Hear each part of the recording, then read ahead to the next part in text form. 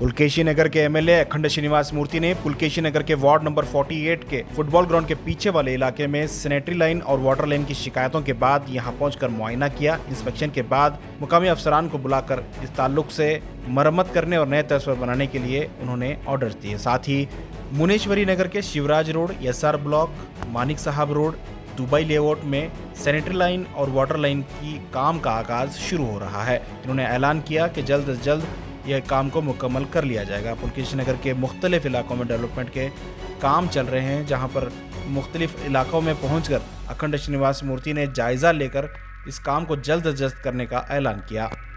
ಈಗ ವಾರ್ಡ್ 48 ಈ ದಿನ ನಮ್ಮ ಫುಟ್ಬಾಲ್ ಗ್ರೌಂಡ್ ಹಿಂಭಾಗ ಸ್ಯಾನಿಟರಿ ಲೈನ್ಗಳು ಸ್ವಲ್ಪ ಸಮಸ್ಯೆ ಇತ್ತು, ಅದನ್ನು ಬಗೆಹರಿಸಿ ಸ್ವಲ್ಪ ವಾಟರ್ ಲೈನ್ ಸ್ವಲ್ಪ ಪ್ರಾಬ್ಲಮ್ ಇದೆ ಅಂತ ಹೇಳಿದರೆ ಅದು ಬಗೆಹರಿಸಿ ರೋಡ್ ಕಾಂಕ್ರೀಟ್ ಹಾಕೋಂಥ ವ್ಯವಸ್ಥೆ ಮಾಡ್ತಾಯಿದ್ರಿ। ಹಾಗೂ ನಿನ್ನೆ ಮೊನ್ನೆ ಎಲ್ಲ Muneshwara Nagara ward number 48 Shivaraj road, S R block, ಆಮೇಲೆ ಮಾಲಿಕ್ ಸಾಬ್ ರೋಡು ಹಾಗೂ ನಮ್ಮ